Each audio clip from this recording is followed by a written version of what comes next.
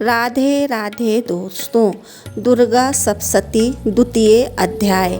ऋषि ने कहा, पूर्व काल में देवताओं और असुरों में 100 वर्षों तक भयंकर युद्ध हुआ। उस युद्ध में असुरों ने देवताओं को हरा दिया और सब देवताओं को जीतकर महिषासुर स्वयं इंद्र बन बैठा।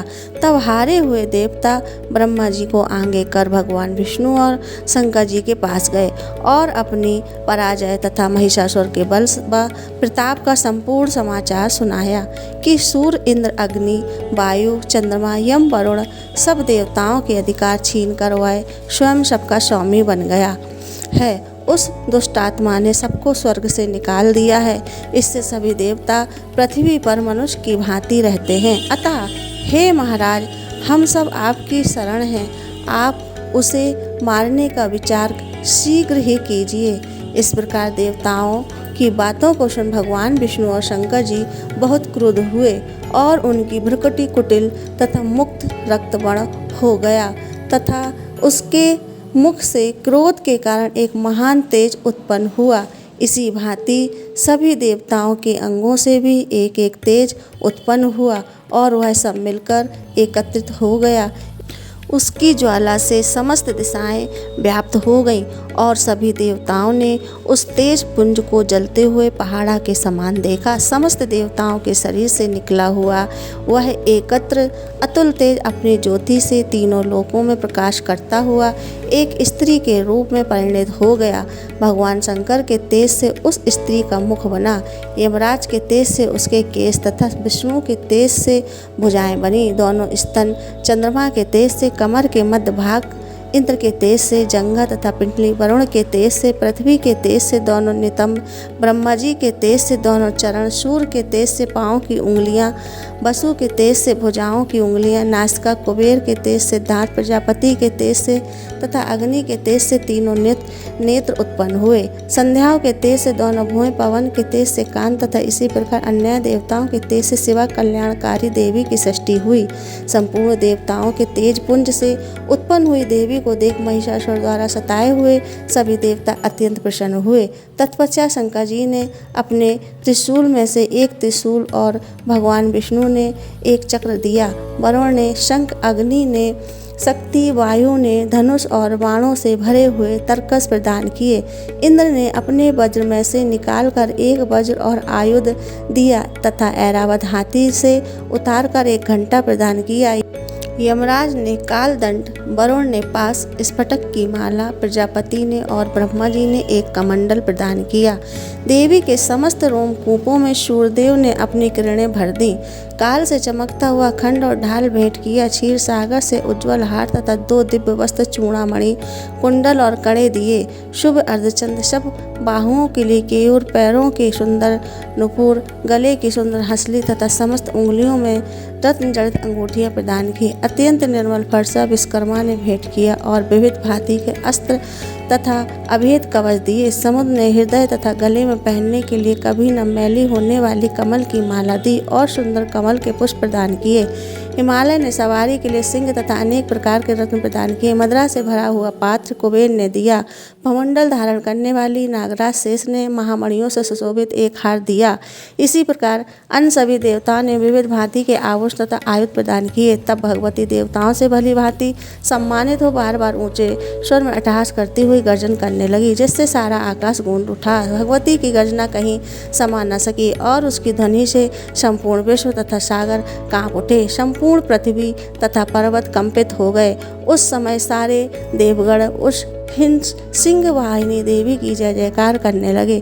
मुनिगणों ने भी भगवती की बड़ी नम्रता से नतमस्तक होकर स्तुति की। इस प्रकार सारे विश्व को भयभीत कर देखकर असुरगण अपनी समस्त सेना सुसज्जित कर खड़े हो गए और महिषासुर क्रोध में आकर बोला, यह क्या हो रहा है?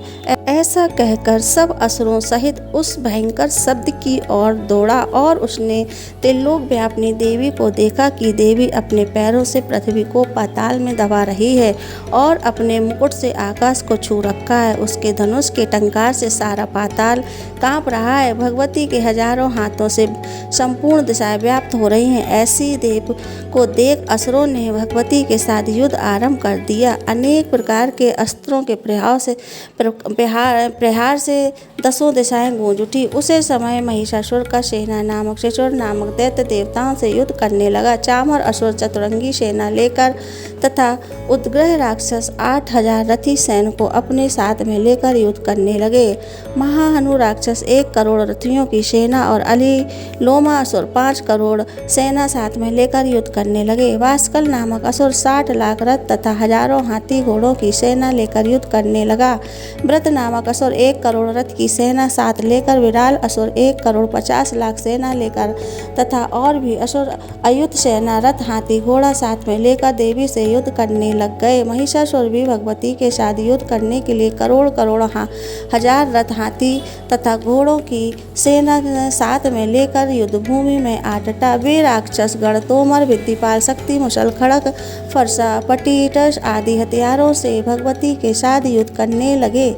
अनेक दैत्य भगवती के ऊपर शक्ति फेंकते तथा कई पास फेंकते थे। अनेकों राक्षसों ने तो भगवती को तलवार से मारने हेतु प्रहार किया, तो उसी समय देवी ने राक्षसों के अस्त्र शस्त्रों को साधारण तथा खेल खेल में काट डाला।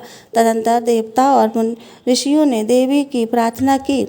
तब देवी ने प्रसन्न हो राक्षस पर अस्त्र शस्त्रों की वर्षा की और देवी का वाहन सिंह भी क्रोधित हो जंगल में दावानल के सदृश राक्षसों की सेना का विनाश करने लगा।